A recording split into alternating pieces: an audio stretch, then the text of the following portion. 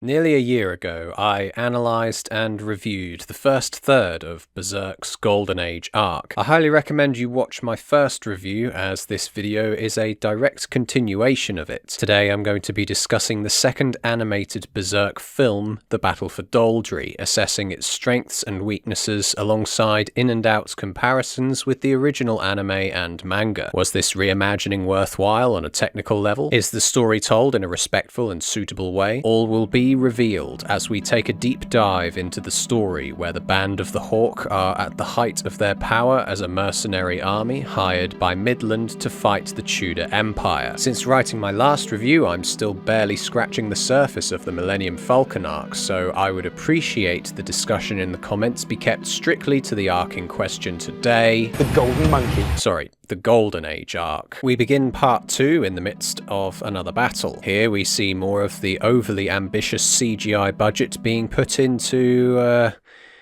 great use with these backgrounds. Like, what are they doing? Besides aesthetical distractions, General Korbowitz gets his due screen time in this film. His appearance ties in with Caska's character development, as she is displayed as being on her period during this battle. It probably wouldn't have had much significance in the grand scheme, but this curveball is significant enough to understand how it feels to be in Caska's shoes. This is also where Guts' relationship with her truly begins, so it's important in that regard too. The pair are forced to be together in do-or-die circumstances. I found Guts mumbling to himself to be a tad unnecessary, as he seems to be voicing his thoughts aloud.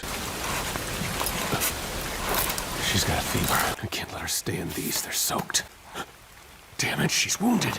I guess it's hard, being a woman. Given the medieval setting and general attitude towards women displayed thus far in Berserk, I can only assume this dialogue was written so that the audience don't get the wrong impression about him. The image of Caska in his arms having a very defensive stance could be seen in a positive or negative light, depending on whether this dialogue is here or not. Having said that, I am somebody that prefers showing and not telling. The ambiguity of Guts' actions might have made this image more stark and profound. It's as though the pair are reduced to primordial man with the threat of nature coming at them from all sides. It's great stuff. We then see Caska's flashback and how she became a member of the Band of the Hawk. We see her being rescued from a rapist with the help of a young Griffith. The significant point being that it is not Griffith who kills the rapist, but Caska, moved by his words. If you have something to protect, then take up the sword. I previously grumbled about lower frame rates for combat, but this sequence just took this complaint to an absurd degree. It's a shame this flashback's length and detail is axed significantly, leaving out details like her family, selling her to a nobleman that turns out to be not so noble at all. This idea that women are traded like cattle in this setting is not just despicable, but most importantly gives Caska the rationale for becoming who she is. Every single man she's come across sees her as lesser, in a time when life and death is night and day. I see this as evidence of a setting where men spend most of their lives as soldiers, unable to get the time to spend with women aside from the quick trip to a brothel. This is why characters like Korbowitz threatening and taunting Caska as though she were a mere toy feels commonplace. The irony of the entire situation, of course, is that women no doubt see more blood in their lifetime than men do, so stating that women don't belong on a battlefield is simply a non-starter. Caska awakens, still unable to escape her gender being thrown in her face by Guts. It's an absolutely prime moment between the pair. Him giving her preferential treatment and displaying care isn't something Caska is used to or even appreciates. The pent-up envy surrounding Guts' position is enough of a reminder that she will never meet the brute strength and combat success her competitor so easily achieves, as he's about to prove by killing 100 men. It's a shame he's largely fighting the same CGI copy-pasted Tudor soldiers we see throughout the films, but the combat is mostly impressive. It gives Guts enough of a challenge whilst also demonstrating his monstrous ability to cleave through several men at once. The level of horror, though, is somewhat downplayed by the muffled sound effects, needless flashbacks, and thought tracks. Berkowitz's brother Samson not showing up was admittedly disappointing, but it's not like Guts doesn't take care of him with any more difficulty than all the other soldiers. We then move on to the main event, the battle for Doldrey. The heavy-duty Rhino Knights are introduced stunningly with this point-of-view shot, proceeding to be decapitated. It further demonstrates the lack of value placed on the common soldier in this century-long war, as we are placed directly in the battle with a creative demonstration of what we would see moments before death against this gigantic monster of a man. At the summit of Doldrey, we find the governor, one of Griffith's financiers. His relationship with General Boscone is something I find really interesting in this film. Despite his absolute Chad build and the authority he can exert, he's absolutely powerless to oppose his leader and his reprehensible behavior. He knows exactly what's going on and has to fight to defend him, even when it costs him the entire battle. Given that the manga and anime put a big emphasis on the dull and empty expressions of the governor's sex slaves, seeing them having a grand old time in the pool seems a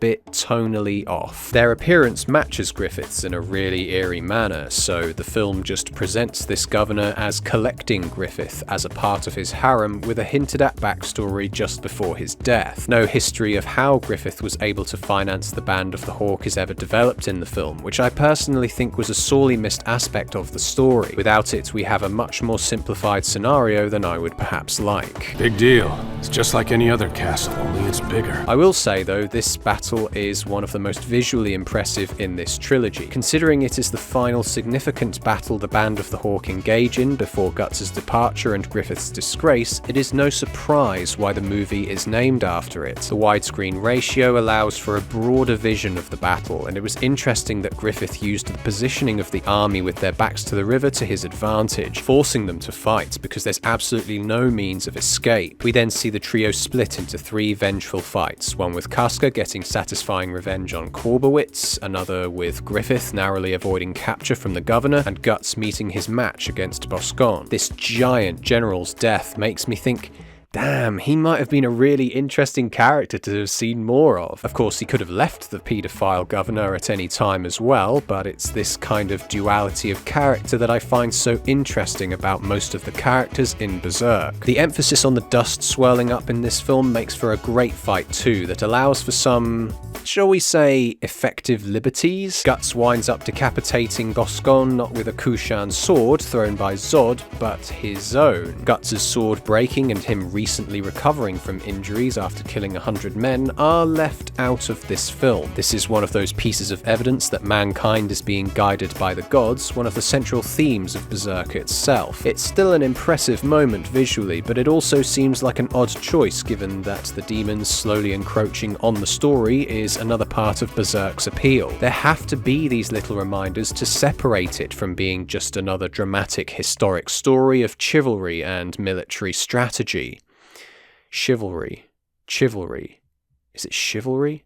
Chivalry, I don't know. After victory is attained, I appreciated these lingering shots on the corpses, innocents and soldiers alike, contrasting with the joy our characters show to remind us of the true cost of war. We then see the procession and celebration for the Band of the Hawk. It might be a bit of a turn-off for some people, but I honestly love the super phony women swooning over these men returning from war. It's designed to make audience members uncomfortable as much as it is for the characters. This is where a subplot surrounding the Queen and the aristocracy gets removed from the film in favour of dancing. Horrible, horrible dancing.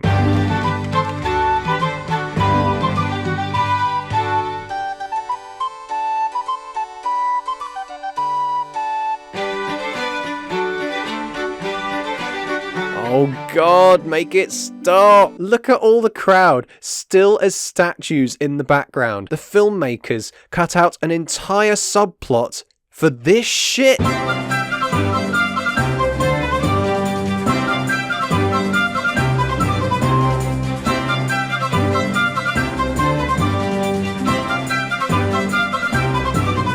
The fact there aren't any voices or sound effects makes this whole sequence all the more uncanny. For some reason, we also see Farnese and Serpico at the party. I truly wasn't expecting that. Even characters from the Conviction arc flash up on screen, despite none of them will be making an appearance in this trilogy. Yeah, that's right, past me. Get absolutely wrecked. I'm not sure why they're here, especially as they don't even show up in the manga until this arc is finished. It makes me think moments like this one and Guts passing the wagon with Puck locked away are purely to tease the arrival of the 2016 series that apparently everyone hates, but I haven't yet watched. If you think it's worth a go, let me know in the comments. And I don't mean, yeah, I really think Harry would enjoy it. I'm more asking, would you enjoy watching me pull it to pieces? Guts tells Caska that he no longer appreciates seeing Griffith looking down on him. The pair are equal in terms of combat, but social standing and hierarchy leaves Griffith at a much higher position. Power, also known as the Dream,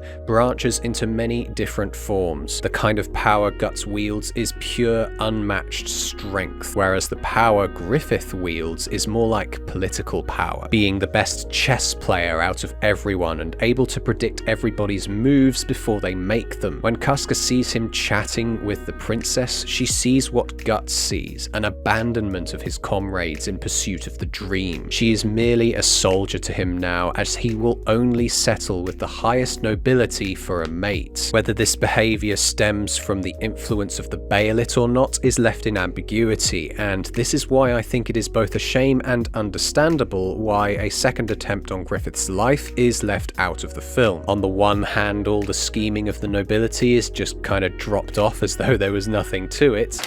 Ridiculous! At this rate, they'll be running the kingdom. But on the other, how Griffith burns away all those who oppose him does feel a bit of a repeat of the whole Julius debacle, just with a bit more fine-tuning and going off without a hitch. So Guts decides to leave the Band of the Hawk. The duel in the mountainside as the sun rises is perfect for the widescreen format. The feeling of opening a double-page spread in the manga is replicated here, and it's fucking gorgeous. The sun rising as the pair raise their swords is some beautiful imagery. A new beginning has begun. The fight is so bloody fast, over before it's even begun, the Dream shattering in an instant. A perfect way to put a stake in the ground and say, yes, Guts is his equal. He probably has been for a long time, and now Griffith realizes who his only friend is. I mean, think about it, the band only really see him as a leader, not as a friend. With all the flashbacks to the end of the first film strewn throughout this, it feels almost inevitable that Guts would sever his ties to Griffith. Then the shit really hits the fan. The film does an outstanding job with this awful scene in the princess's bedroom. I love how the juxtaposition of defeat and terror shine a light on Griffith we haven't truly seen up until this point. He will mostly get his underlings to do his dirty work for him, and I think his actions here speak of somebody trying to climb back onto the social ladder as it slowly falls down, trying to reclaim the Dream with such drastic actions. He seems motivated to hasten the process of achieving his dream the moment one aspect of it falls short. The reaction from the princess is animated beautifully. Every touch for her is painful, even before their intercourse actually begins. We see this fantastic shot of Griffith embracing himself like he wants to take on the shape of the Bayolet. It would match up even better had we seen the flashback of him self-harming previously, the shame potentially returning from a long time ago. Griffith is then arrested, and instead of skipping ahead a year, we have a strange sequence of the band being kinda annihilated under the pretext of a training meeting. It's honestly just bizarre that they didn't even come armed, but whatever, it merely sets the stage for the final film, with Caska emerging as the new leader of the Band of the Hawk. Actually, that's kind of interesting that we see her joining the Band of the Hawk at the start of the film, and then coming out as the leader by the end. Griffith losing the Bayolet feels like a bit of a weird place to end the film though, as opposed to his arrest. But then the anime already did that, and God forbid the filmmakers try and do anything a more faithful adaptation would.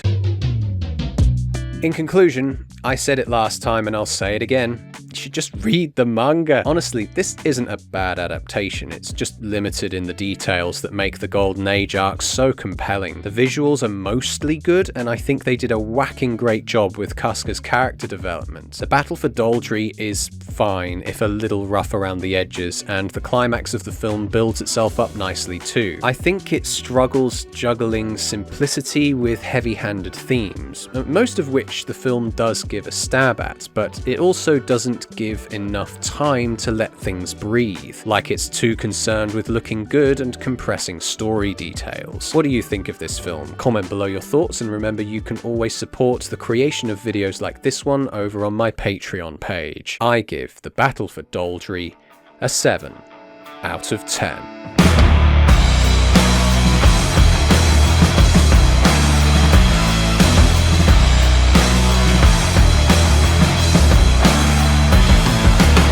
Would you enjoy watching me pull it to pieces? Would you... Really? Fireworks at fucking 5:40? 2nd of March? What the fuck?